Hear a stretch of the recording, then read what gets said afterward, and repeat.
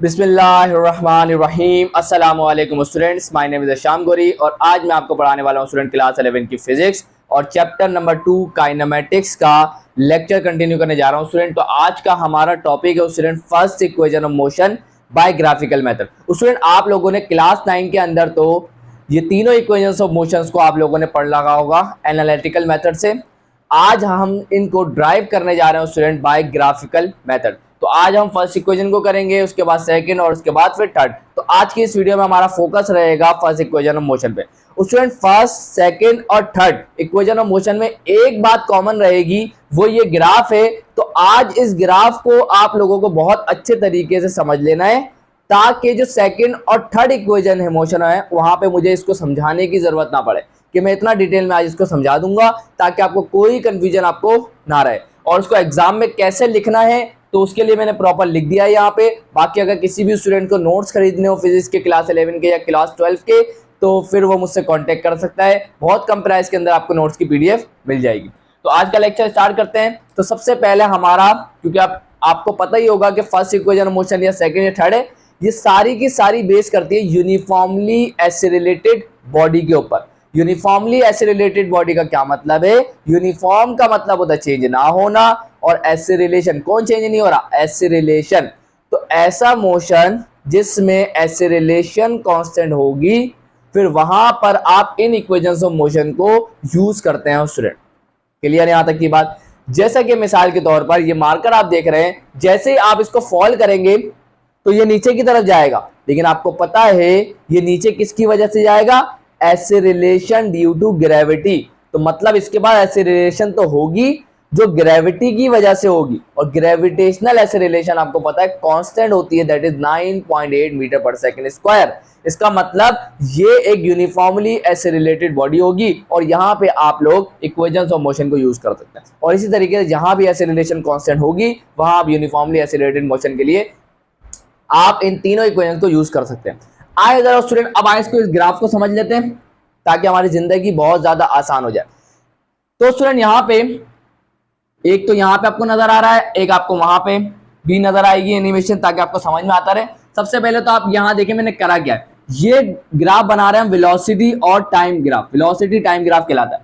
Time क्या कहलाएगा? Independent variable, जबकि वेलोसिटी क्या है? Dependent variable. तो एक बात अपने ध्यान में क्लियर रखिएगा, एक्स एक्सिस पर हमेशा वो चीज आती है जो इंडिपेंडेंट होती है और वाई एक्सिस पे हमेशा वो चीज आती है जो डिपेंडेंट होती है। तो जो वेलोसिटी है वो टाइम पर डिपेंड करती है, तो इसीलिए वेलोसिटी वाई एक्सिस पर आ रही है और टाइम एक्स एक्सिस पर आ रहा है। चलें भाई सर, ये तो हो गया। अब स्टूडेंट सब सुनिएगा बहुत ध्यान से। चलें भाई देखें, ये एक स्टूडेंट कार है, सही है स्टूडेंट, बहुत ध्यान से देखिएगा, ये एक कार है, सही है। अब यहाँ पे ये मूव करती हुई जा रही थी, बहुत प्यारे तरीके से मूव करती हुई जा रही थी। चले भाई अच्छी बात है, मूव करने दें इसको। मूव करती हुई जा रही थी, आपने इस गाड़ी के जो मीटर लगा हुआ था आपने उसमें चेक किया इसकी वेलोसिटी कितनी है। तो आपने इसकी वेलोसिटी चेक करी, that is 30 kilometre per hour. Meter पे रीडिंग आ रही थी, आपने देख ली।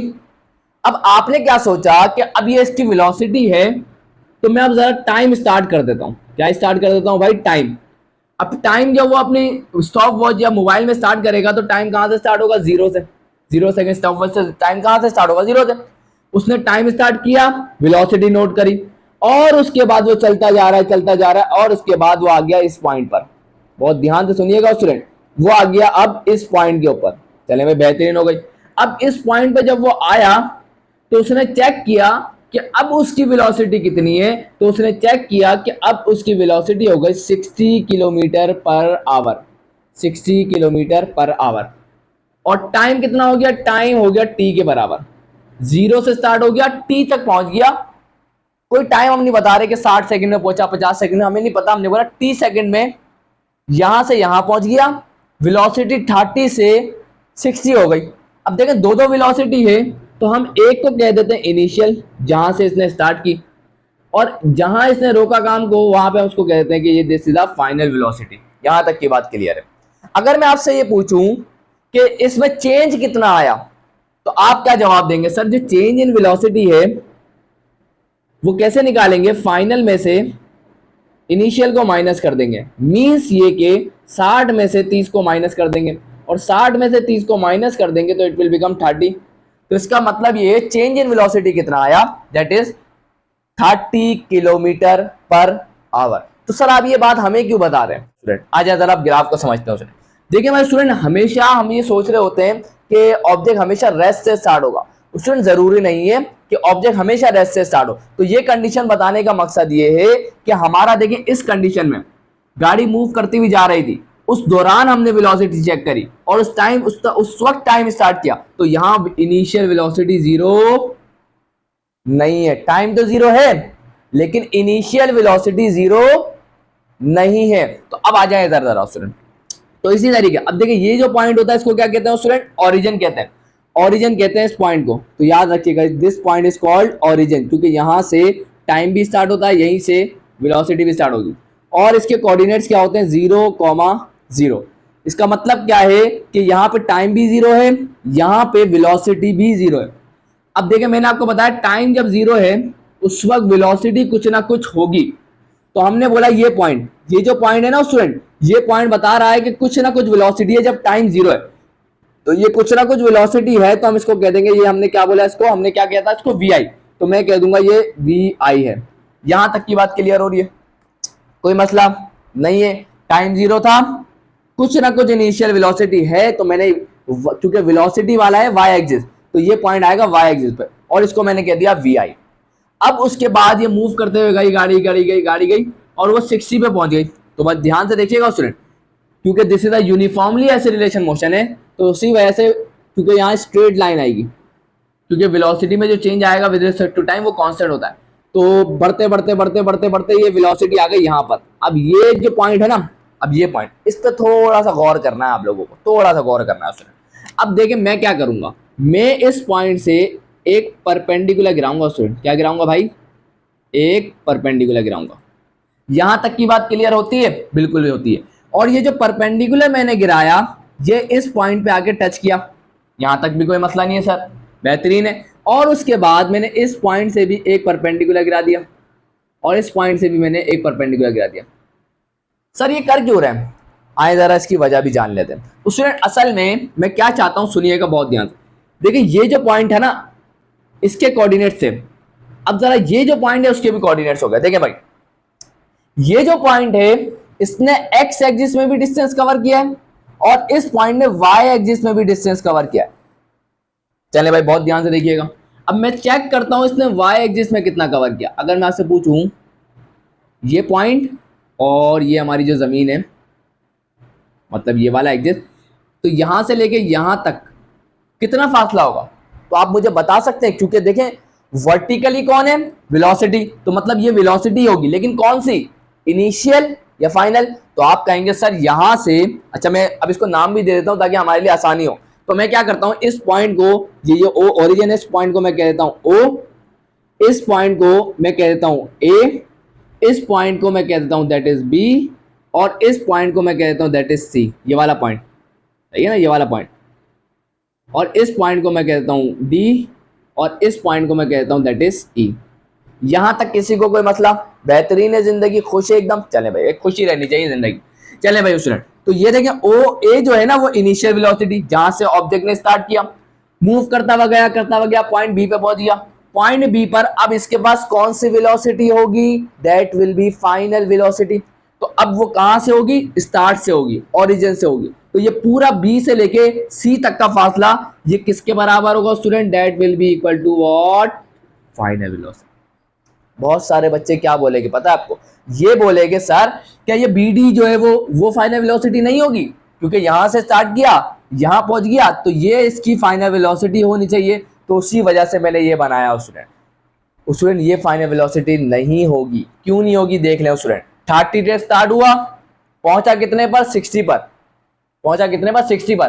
तो हमेशा किसी भी पॉइंट का जो डिस्टेंस होता है वो हमेशा ओरिजिन से लेते हैं स्टूडेंट, समझ में आई बात। तो इसका पूरा शुरू से वर्टिकल डिस्टेंस, तो ये जो 30 आया था ना ये असल में चेंज है। तो ये वी एफ है, ये वी आई है, इस वी एफ में से वी आई निकालेंगे तो आपको पता चलेगा ये चेंज इन वेलोसिटी कितना हुआ। This is the change in velocity, समझे। इसका मतलब ये 30 है, इतना ये चेंज आया यहाँ से यहाँ जाने में, तो ये फाइनल वेलोसिटी नहीं है। चलें सर आगे बढ़ते हैं। अब देखो स्टूडेंट, ये वीएफ हो गई, यहाँ तक की बात क्लियर। अब थोड़ी और बात को सुन ले बहुत ध्यान से।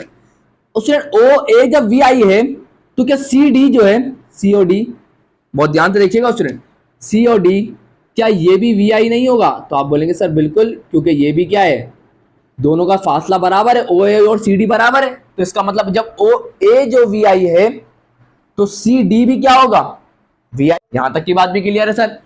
अब देखो स्टूडेंट, ओ से लेके सी तक ये कितना होगा?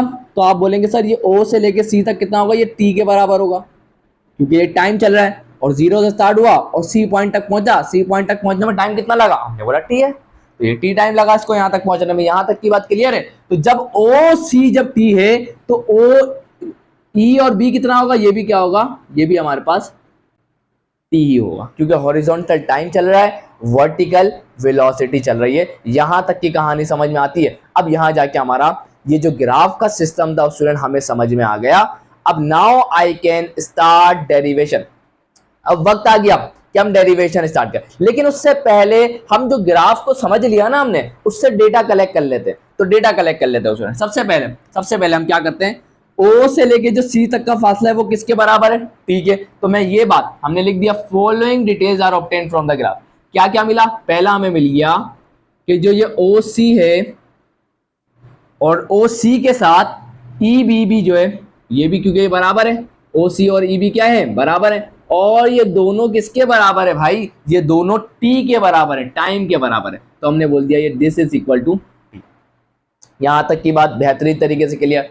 आगे देखिए सुनो, उसके बाद ओ ए और सी डी दोनों ही वी आई के बराबर है। तो हम यहां लिखेंगे ओ ए बराबर है सी डी और दोनों की ही वैल्यू वी आई के बराबर है। यहां तक किसी को कोई मसला इंशाल्लाह नहीं होगा। और उसके बाद फोकस करिएगा स्टूडेंट, बी से लेके सी तक ये असल में किसके बराबर है, ये तो वी एफ के बराबर है। तो यहां से बी सी जो है that is equal to what, that is equal to V F. यहां तक की बात सबको क्लियर है, इंशाल्लाह क्लियर होनी चाहिए। चले आए स्टूडेंट, अब डेरिवेशन करते हैं स्टूडेंट। यहां मिटा रहा हूं मैं ये, तो चले भाई अब देखते हैं स्टूडेंट, जल्दी से आ जाए स्टूडेंट। अब फ्रॉम द ग्राफ हम ग्राफ से क्या कह सकते हैं, from the graph we get, हमने क्या हासिल किया स्टूडेंट, तो जरा देखिएगा, बहुत ध्यान से देखिएगा स्टूडेंट। अगर मैं आपसे बोलूं जो ये वी एफ है, वी एफ असल में क्या है, बी से लेके सी तक। तो यहाँ देखिएगा स्टूडेंट, बहुत ध्यान से देखिएगा, ये थोड़ा सा मसला चल रहा है। देखें, ये देखें, बी से लेके सी तक का जो फासला है, बी से लेके सी तक का जो फासला है, क्या वो बराबर नहीं होगा किसके, बी से लेके डी तक का फासला। बहुत ध्यान से देखिएगा, बी से लेके डी तक का फासला प्लस डी से लेके सी तक का फासला। थोड़ा फोकस करिएगा स्टूडेंट, इसमें किसी को मसला है क्या? ये देखिए स्टूडेंट, बी से लेके सी तक का जो फासला है, क्या वो बराबर नहीं होगा बी से लेके डी तक का फासला और डी से लेके सी तक का फासला। तो जब इन दोनों फासलों को सम करेंगे क्या बीसी के बराबर आएगा? बिल्कुल आएगा। चले भाई, बेहतरीन होगा एकदम कहानी। बीसी की वैल्यू कितनी है, वो तो वीएफ है। तो मैं ये है कि मैं बीसी की जगह क्या लिख सकता हूँ, वीएफ लिख सकता हूँ प्यार से। और बीडी की वैल्यू, बीडी हमारे पास नहीं पता, तो बीडी तो नहीं पता, तो बीडी को ऐसे ही लिख देते हैं। और उसके बाद प्लस डीसी, डीसी कितना है भाई, सीडी का है या डीसी का है, वो कितना है, दैट इज वीआई। सर यहां तक की बात हो गई एकदम बेहतरीन तरीके से क्लियर। तो अब हम यहां रोक देते हैं student, and that is our equation number 1। Sir क्यों रोक दिया, इसकी बहुत आसान सी वजह स्टूडेंट, बीडी हमें नहीं पता, अब हम बीडी निकाल लेंगे। तो आए जरा स्टूडेंट बीडी के लिए काम कर लेते प्यार से। तो फॉर बीडी, अब जरा बीडी के लिए काम करते हैं स्टूडेंट। अब बीडी के लिए सर क्या करें, आ जाए जरा देखते हैं। अब स्टूडेंट हमने क्या किया बीडी के लिए, हमने सोचा कि यहां पे क्योंकि दिस इज अ लाइन और लाइन क्योंकि इंक्लाइंड है, तो इस लाइन का स्लोप होगा स्टूडेंट, क्या होगा बेटा, स्लोप होगा। और स्टूडेंट स्लोप जो है ना वेलोसिटी और टाइम ग्राफ का, वो क्या आएगा, आए जरा चेक करते हैं। सबसे पहले हमें ये पता होना चाहिए स्लोप कहते हैं किसको है स्टूडेंट। जल्दी से आए जरा स्लोप को थोड़ा सा जान लेते हो स्टूडेंट। ये देखें, सबसे पहले हमेशा याद रखिएगा, पहले ये कौन सी लाइन है, this is the horizontal line, horizontal line है, स्लोप क्या होगा 0। जैसे जैसे आप हॉरिजॉन्टली से एंगल बनाते जाएंगे, जितना ज्यादा हॉरिजॉन्टल से एंगल बढ़ता जाएगा उतना ज्यादा स्लोप बढ़ता जाएगा। आसान जबान में, अभी ज्यादा डिटेल में नहीं जा रहे, अब समझ जाए कि जितना ज्यादा एंगल उतना ज्यादा स्लोप। चले भाई, तो सर स्लोप कैलकुलेट कैसे करते हैं? बहुत आसान है। स्लोप कैलकुलेट करने के लिए आपको सिंपल छोटा सा काम कर रहे हैं, बहुत ध्यान से देखिएगा स्टूडेंट। आए जरा इसको करता हूं और उसको समझाता हूं कि हमने स्लोप क्यों निकाला। चले भाई, और स्लोप आएगा किसके बराबर? एक लाइन में यहां छोड़ रहा हूं क्योंकि अभी हमें नहीं पता स्लोप किसके बराबर आएगा, तो हम फिलहाल के लिए लाइन को छोड़ के पहले स्लोप निकालते हैं। स्लोप निकालते हैं और उसके बाद चेक करते हैं कि जो स्लोप है वो किसके बराबर आएगा स्टूडेंट। तो स्लोप जो है स्टूडेंट, फॉर्मूला क्या होता है? बहुत आसान फॉर्मूला होता है कि हम क्या करते हैं, राइज अपॉन रन। सही है ना? फॉर्मूला क्या होता है स्टूडेंट? Rise upon run. और अगर आसान जबान में बताऊं तो change in Y divided by change in X. Rise का मतलब क्या है कि कितना ऊंचा, और रन का मतलब क्या है, कितना दौड़ा। तो यहां से हम क्या करेंगे, स्लोप निकालेंगे। तो अब यहां स्लोप, क्योंकि ये देखें, अब ये जो लाइन है ना, मैं इसको थोड़ा सा आपको बड़ा करके दिखा दूं स्टूडेंट, थोड़ा फोकस करिएगा। ये जो हमारे पास लाइन है, सिर्फ इसको फोकस करना है आपको। ये जो हमारा ट्राइंगल बन रहा है, कौन सा बेटा? ए बी और ये आ गया हमारे पास डी। सिर्फ ये हमारे पास देखना है हमारे को। क्यों? क्योंकि इस पॉइंट से ये लाइन आ रही है, इस पॉइंट पे खत्म हो रही है, ए बी। तो हम इस लाइन का स्लोप निकाल रहे हैं, तो हम ये इस लाइन को चेक करेंगे कि कितनी रन करके गई और ये कितनी राइज करके गई। तो रन कितना किया, ए से लेके डी तक, तो यहां हम लिखेंगे। और राइज कितना किया, बी से लेके डी तक, तो यहां हम लिख देंगे राइज कितना किया, बी से लेके डी तक। रन कितना किया, ए से लेके डी तक। यहां तक किसी को मतलब नहीं होना चाहिए, एकदम बेहतरीन। चलें भाई, अब जरा चेक कर लेते हैं स्टूडेंट, जरा चेक कर लेते हैं फटाफट। ये देखें, मैंने आपको क्या बताया था, बहुत ध्यान से सुनिएगा। मैंने आपको बताया था वर्टिकल जो है ना, वर्टिकल, वर्टिकल कौन है? वेलोसिटी।